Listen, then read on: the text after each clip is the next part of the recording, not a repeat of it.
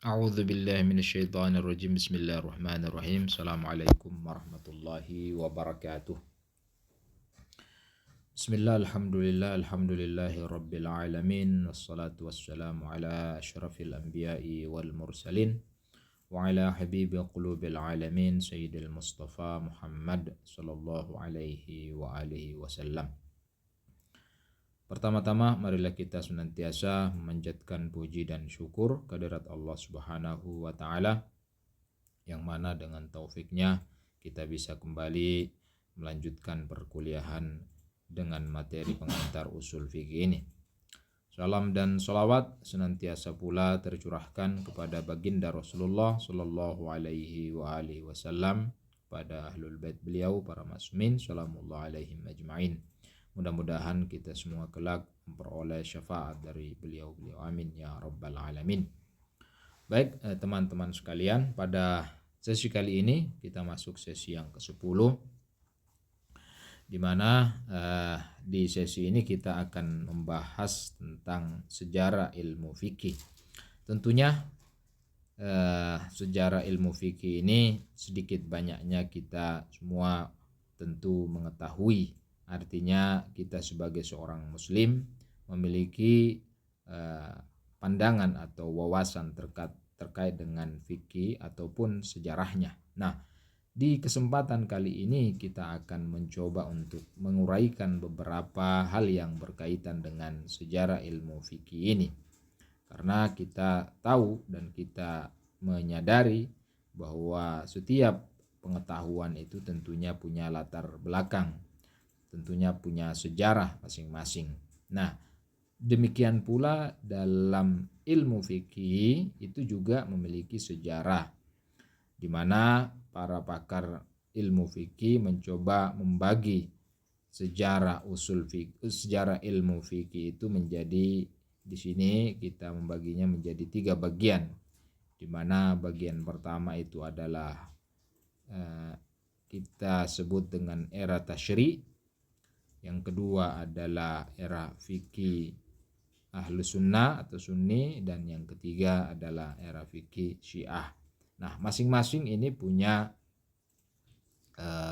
latar belakang sejarah tersendiri, di mana terkait dengan tasyri' ini itu berkaitan dengan masa di mana Rasulullah masih hidup tentunya. Dan yang bagian yang kedua ini ya di situ kita akan mencoba menguraikan bagaimana perkembangan ataupun sejarah ilmu fikih yang berkembang di kalangan ahlus sunnah. Demikian juga yang terakhir, yang ketiga, di mana khusus membahas tentang era atau periode fikih yang berkembang di Syiah itu sendiri. Nah, ketiga hal ini akan coba kita uraikan dan mudah-mudahan kita bisa memiliki gambaran terkait dengan apa yang terjadi di tengah-tengah umat Islam terkait dengan sejarah ilmu fikih ini. Kita masuk pada materi yang pertama, yaitu berkaitan dengan era tasyri'. Nah, adapun di era tasyri' ini yang tentunya durasinya itu ya selama 23 tahun lamanya. Artinya sebagaimana masa hidup Rasulullah itu kan umumnya dibagi menjadi atau diklasifikasikan menjadi 2 periode, periode Mekah dan periode Madinah. Periode Mekah ini di mana berlangsung kurang lebihnya 13 tahun, lalu kemudian Nabi atau Rasulullah Shallallahu alaihi wasallam itu hijrah ke Madinah, dan di Madinah beliau hidup selama kurang lebih 10 tahun dan menyebarkan Islam, mengajarkan Islam yang sesungguhnya.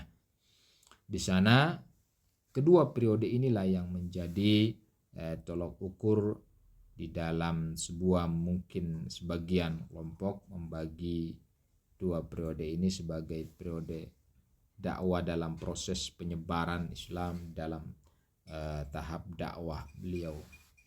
Nah, itu artinya bahwa di sini dikatakan terjadi 13 tahun sebelum hijrah dan 10 tahun setelah pasca hijrah. Nah, tentu di dalam kedua periode ini ada banyak sekali peristiwa-peristiwa yang terjadi. Ada banyak fakta-fakta yang menunjukkan, fakta-fakta yang penting yang menunjukkan, atau fakta-fakta penting dan akurat yang menunjukkan tentang bagaimana Islam itu berkembang. Nah, khusus terkait dengan apa yang terjadi atau misalnya di era tasyri ini apa saja yang menjadi pembahasan, itu ada banyak hal, di mana pertama itu adalah berkaitan dengan Al-Quran itu sendiri yang merupakan sumber utama di dalam pengambilan hukum-hukum.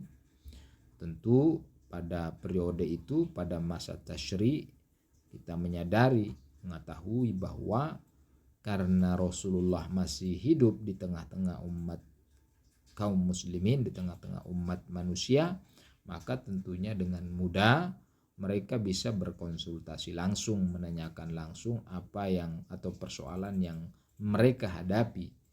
Kalau ada persoalan-persoalan yang mereka hadapi terkait dengan ibadah, mereka bisa merujuk langsung kepada Rasulullah dan bertanya tentang apa yang mereka hadapi. Juga dalam persoalan-persoalan sosial, persoalan keluarga, persoalan politik dan lain sebagainya, itu mereka bisa merujuk dan berkonsultasi langsung dengan Rasulullah Shallallahu Alaihi Wasallam. Nah, pada masa tasyri ini ada sebuah hal yang jadi pertanyaan di sini, di mana dikatakan bahwa Al-Quran itu dikumpulkannya kapan? Apakah pada masa Rasulullah ataukah pada pasca beliau? Nah, menurut sebuah pendapat, pastinya adalah pada masa Nabi Sallallahu Alaihi Wasallam. Ada banyak hadis dan hadis-hadis yang mengaitkan penyusunan Al-Quran dengan masa khalifah tidaklah muktabar. Jadi ada perkembangan, ada perbedaan pendapat, artinya apakah Al-Quran itu sudah dikumpulkan di masa Rasul ataukah setelah atau pasca Rasulullah. Tentu kita menyadari bahwa pada masa Rasulullah itu kan wahyu sudah diturunkan, Al-Quran itu sudah diturunkan secara sempurna. Artinya sudah dikumpulkan, sudah ada ininya dalam bentuk sebuah kitab suci Al-Quran. Meskipun memang dalam proses pengumpulannya, ada proses pembukuannya itu mungkin tidak seperti yang kita rasakan sekarang ini, karena keterbatasan fasilitas yang ada ketika itu tentunya. Tapi yang jelas kita meyakini bahwa Al-Quran itu sudah dikumpulkan sejak masa Rasulullah SAW. Adapun mungkin pendapat yang lain yang mengatakan pasca Rasulullah, itu mungkin perlu ada penelitian, tapi yang jelas ada banyak riwayat itu juga dianggap tidak muktabar, riwayat-riwayat itu. Yang jelas itu terjadi pada masa Rasulullah. Dan yang kedua, persoalan yang ada di era ini adalah bahwa ada klasifikasi yang mungkin kalau kita pelajari ulumul Quran itu ada proses, ada ayat-ayat makkiyah, ada ayat-ayat madaniyah. Ini adalah hal-hal yang terjadi atau istilahnya persoalan-persoalan yang ditemukan pada era tasyri itu di dalam pengklasifikannya. Dan ada banyak problem-problem lain atau masalah-masalah lain yang tentunya kita tidak uraikan di sini. Yang jelas bahwa karena Al-Quran itu merupakan sumber utama, ini yang menjadi persoalan utama ketika itu. Persoalan yang menjadi fokus kita adalah Al-Quran. Riwayat-riwayat tentunya karena pada masa itu ya kita bisa bertanya langsung kepada Rasulullah. Nah, itu yang berkaitan dengan era tasyri ini. Adapun pada bagian yang kedua yang akan kita uraikan, yang akan kita jelaskan adalah berkaitan dengan era perkembangan fikih Ahlus Sunnah, di mana Ahlus sunnah juga tentunya di dalam persoalan fikih mereka tidak terlepas dari persoalan-persoalan yang dia hadapinya. Kenapa ya? Karena lebih problem lagi karena pasca Rasulullah mereka mengalami sesuatu yang tidak pernah dirasakan sebelumnya. Kalau sebelumnya misalnya Rasulullah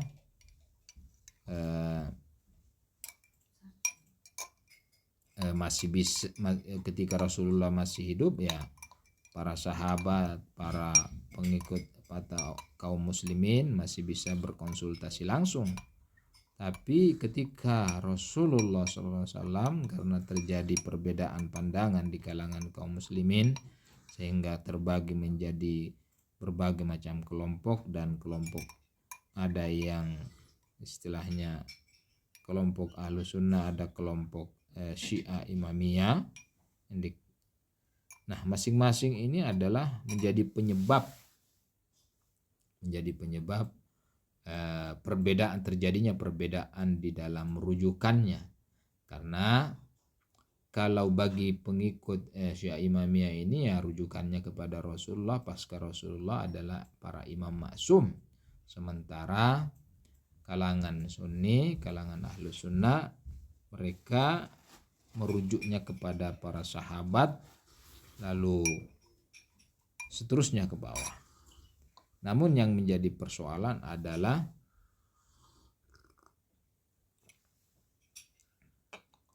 munculnya berbagai macam persoalan-persoalan baru yang tidak ditemukan, yang tidak diberikan jawabannya, sehingga mereka memerlukan sebuah pengetahuan yang bisa membantu untuk menjawab persoalan-persoalan tersebut. Nah, kita kembali bahwa di era ini, yaitu era di kalangan ahlu sunnah, fikih mereka itu ada beberapa pembagian. Yang pertama di sini fikih yang berkembang di era sahabat, di mana fikih Ahlus Sunnah pada periode ini adalah dari zaman para sahabat. Tentu saja para sahabat mengacu pada sahabat yang sahabat Rasulullah yang dianggap senior ataupun junior misalnya. Dan untuk yang sahabat-sahabat yang dikategorikan sebagai sahabat senior itu ya meliputi masanya itu dari tahun ke-11 Hijriah sampai dengan tahun ke-40 Hijriah. Adapun yang sahabat junior ya mencakup hingga akhir abad pertama Hijriah. Itu di era sahabat. Di era berikutnya yaitu tabi'in, fikih umum ini periode yang kedua yaitu masa tabi'in, di mana karena adanya integrasi para sahabat dan tabi'in, maka periode ini meliputi dari berakhirnya masa kekhalifahan Khalifah Ur-Rasyidin hingga munculnya imam 4 mazhab Sunni. Imam yang kita kenal mazhabnya itu kita kenal sebagai mazahibul arba'ah. Dan yang ketiga, periode yang ketiga fikih era para pemimpin mazhab itu. Jadi ada era sahabat, ada era tabi'in, ada era 4 pemimpin mazhab itu. Tentunya periode ketiga ini adalah periode di mana para pemimpin mazhab yang dipelopori oleh sejumlah ulama itu ya berlangsung sejak awal abad kedua hingga pertengahan abad keempat. Nah, periode ini merupakan periode fikih Sunni yang paling cemerlang setelah periode tabi'in. Tentu kita mengenal para fuqaha, ulama-ulama yang menjadi pelopor, menjadi tokoh yang memiliki peran penting di era ini. Misalnya Abu Hanifah Nu'man bin Thabit, Muhammad bin Idris Syafi'i, Ahmad bin Hambal Syaibani, dan yang terakhir adalah Malik.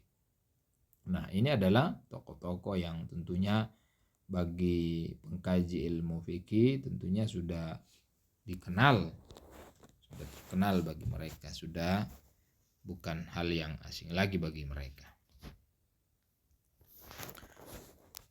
Nah, selanjutnya di periode ini di mana setelah keempat mazhab ini, jadi setelah periode yang dipelopori oleh keempat pemimpin mazhab itu,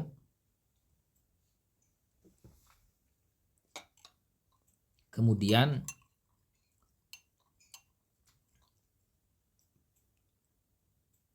sejarah fikih perkembangannya di kalangan Ahlus Sunnah itu mengalami sebuah era yang istilahnya pintu ijtihad itu sudah tidak terbuka lagi. Walaupun periode selanjutnya hingga sekarang itu hal semacam itu dijelaskan, diberikan penjelasan, diberikan keterangan. Nah, bahwa di kalangan Ahlus Sunnah, khususnya di dalam fikihnya itu, semuanya merujuk kepada empat mazhab tersebut. Artinya ulama-ulama yang datang belakangan itu tidak keluar dari keempat mazhab ini. Mereka merujuk, ada yang merujuk kepada mazhab Syafi'i, ada yang merujuk kepada mazhab Maliki, Hanafi, dan seterusnya. Artinya di era itu di mana pintu ijtihad sudah ditutup, fikih sunni itu disebut sebagai periode penghentian ijtihad dan pemilihan mazhab yang berlangsung dari pertengahan abad keempat hingga jatuhnya kekhalifahan Abbasiyah. Itu adalah periode yang berkaitan dengan periode tertutupnya pintu ijtihad. Jadi tidak ada lagi ijtihad, tidak ada lagi tokoh ulama yang setara dengan pemimpin-pemimpin mazhab tersebut. Semuanya adalah mukallidnya.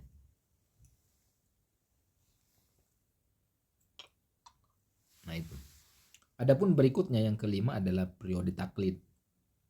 Periode taklid ini, periode yang kelima fikihnya ini adalah yaitu zaman taklid semata. Artinya apa? Artinya sejak jatuhnya Baghdad hingga Perang Dunia Kedua, pada periode ini ijtihad telah mencapai titik lemahnya dan kehilangan semua keistimewaan periode-periode sebelumnya, karena semuanya sudah bertaklid kepada empat mazhab tersebut. Jadi ulama-ulama yang ada di Ahlus Sunnah itu tidak lagi bisa mencapai derajat sebagai seorang mujtahid yang sifatnya mutlak ya, walaupun mungkin nanti ada pembahasan tersendiri terkait dengan bagaimana ulama-ulama atau mufti-mufti yang datang belakangan hingga sekarang ini, apakah derajat mereka sampai pada derajat sebagai imam mazhab ataukah tidak. Nah, selanjutnya bagian yang keenam dari era fikih Ahlus Sunnah ini kita katakan keluar dari monopoli taklid, artinya tidak lagi terfokus pada taklid itu. Ini mencakup fikih sunnah periode ke-6 dan terakhir sejak akhir Perang Dunia hingga saat ini. Dan salah satu cirinya adalah keluarnya monopoli taklid pada salah satu dari empat mazhab fikih. Dengan kata lain, pada periode ini seorang Syafi'i meniru atau taklid persoalan agama dari Abu Hanifah, dan seorang Maliki meniru atau taklid Ahmad bin Hambal. Jadi seperti itu, seakan-akan ada sudah percampuran. Tidak lagi misalnya terfokus satu, kalau misalnya ada seorang mukallaf hanya bertaklid ke Syafi'i, ya Syafi'i dan seterusnya. Tidak lagi seperti itu, tapi sudah keluar dari itu. Ada yang terkadang misalnya dari Syafi'i bertaklid kepada Maliki misalnya, Maliki bertaklid kepada Syafi'i dan seterusnya. Seperti itu. Jadi tidak terfokus lagi pada satu mazhab, tapi tetap berada dalam 4 mazhab itu. Nah, itu secara singkat berkaitan atau fenomena yang berkembang di kalangan fikih Ahlus Sunnah. Nah, pembahasan berikutnya atau bagian ketiga di pembahasan kita ini adalah berkaitan dengan bagaimana era atau periode fikih yang ada di Syiah Imamiyah. Di sini juga kita mencoba untuk membagi beberapa bagian atau membagi beberapa periode. Periode yang pertama, di mana di dalam fikih Syiah itu periode pertama diistilahkan dengan periode penafsiran dan penjelasan. Masa penafsiran dan penjelasan ini dimulai sejak wafatnya Rasulullah SAW dan berlanjut hingga berakhirnya masa kegaiban sugra. Istilah ini kegaiban sugra, karena dalam tradisi Syiah Imamiyah pasca Rasulullah itu ada imam, ada 12 imam yang menjadi penafsir, yang menjadi penjelas atas apa yang diperoleh dari Rasulullah, dari Al-Quran. Nah, ini berlangsung hingga masa kegaiban sugra, di mana Imam Mahdi dalam keyakinan Syiah, Imam Mahdi gaib. Nah, gaibnya itu memiliki proses, ada proses gaib sugra kecil yang berlangsung beberapa tahun, baru kemudian gaib kubra. Itu. Nah, pada masa ini meskipun misalnya bab ijtihad dibuka di kalangan Sunni, namun di kalangan Syiah dengan keberadaan para imam maksum maka tidak memerlukan ijtihad. Di sini perbedaannya. Di kalangan Syiah Imam, karena mereka bisa merujuk langsung kepada imam maksum pasca Rasulullah. Jadi figur seperti Rasulullah dalam keyakinan mereka itu masih ada. Ya, tentunya ada perbedaan, karena perbedaannya itu adalah bahwa imam maksum ini hanya sebagai penjelas apa yang sudah disampaikan, apa yang sudah diwahyukan kepada Rasulullah. Mereka ini hanya sebagai penjelas, sebagai penafsir, memiliki otoritas untuk menafsirkan. Nah, itu pada periode penafsiran dan penjelasan. Periode berikutnya atau kita kenal dengan periode muhaddis. Nah, periode yang kedua ini disebut sebagai periode muhaddis, yaitu apa? Yaitu sekitar batas kegaiban kubranya itu, dari kegaiban kubra artinya mencakup pertengahan paruh pertama abad keempat hingga paruh pertama abad ke-5. Nah, adapun para tokoh di periode ini sering tinggal di 2 kota keagamaan seperti Qum dan kota Rey. Ali bin Ibrahim Qumi, Muhammad bin Yaqub Kulaini, Ja'far bin Kulawi, Ali bin Husain bin Musa Babuya dan putranya adalah para fuqaha yang hidup pada periode ini. Istilahnya yang masuk dalam kategori periode ini berdasarkan kajian yang ada, karena mereka beliau-beliau inilah yang mencoba menyusun kitab-kitab hadis, mengumpulkan hadis-hadis, riwayat-riwayat. Nah, berikutnya adalah periode ketiga, di mana periode ketiga ini merupakan era dimulainya ijtihad.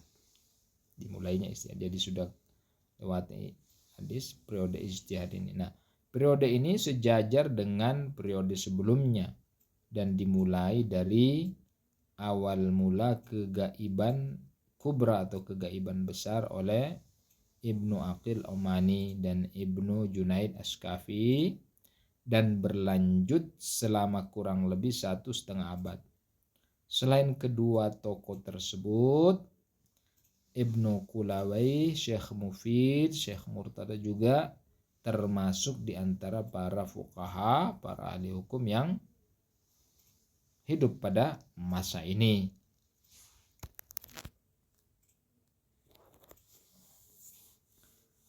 Itu yang ketiga. Yang keempat yaitu era kesempurnaan.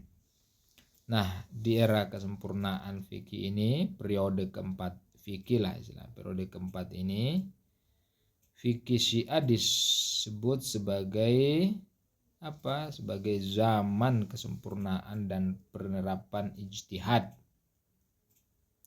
Periode ini juga ada hubungannya dengan periode sebelumnya, tidak terlepas dari apa yang terjadi karena itu kan silsilah perkembangannya saja. Nah, adapun tokoh-tokoh atau ulama yang cukup populer di era ini yaitu adalah Syekh Tusi atau kita kenal dengan Syekh Taifah yang sezaman dengan Sayyid Murtada dan Syekh Mufid. Oleh karena itu periode ini dapat dianggap sebagai perpanjangan dari periode sebelumnya.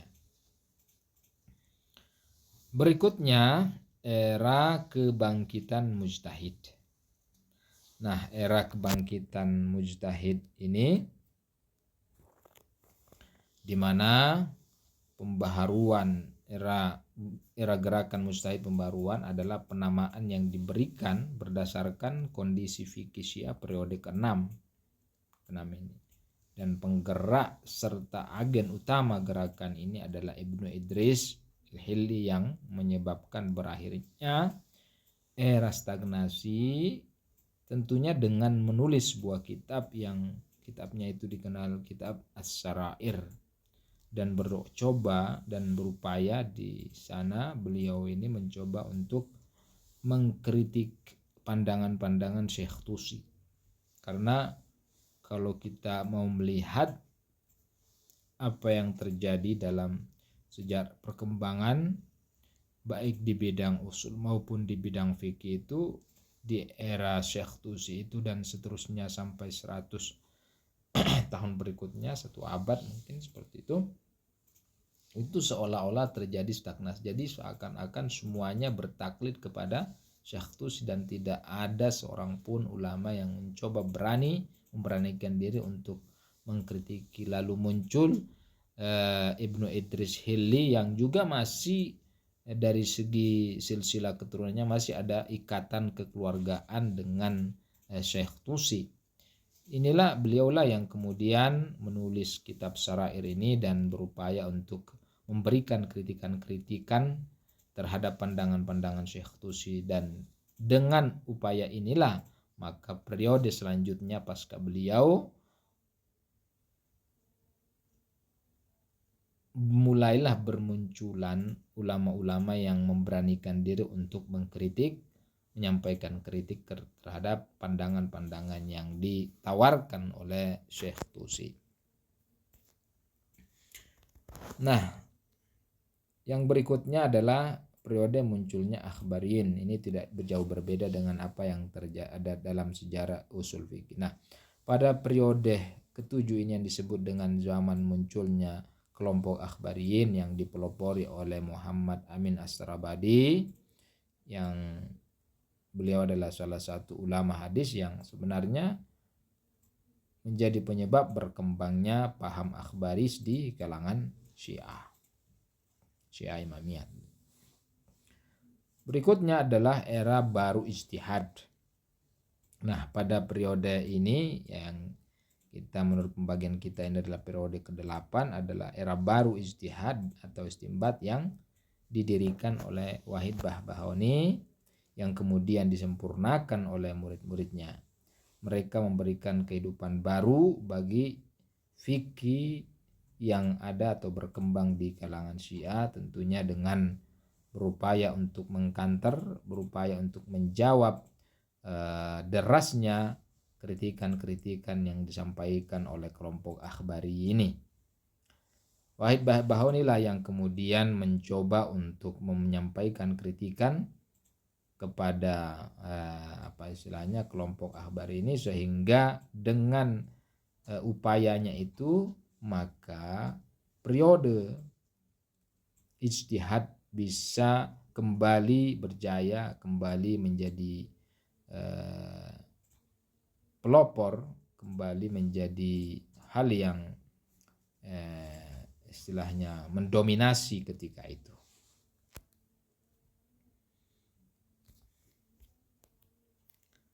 Nah, itu saya kira untuk terkait dengan sejarah perkembangan atau sejarah ilmu fikih yang berkembang di kalangan umat Islam yang bisa kita sampaikan. Mudah-mudahan memberikan gambaran kepada teman-teman dan memberikan manfaat tentunya. Wabillahi taufiq wal hidayah. Wassalamualaikum warahmatullahi wabarakatuh.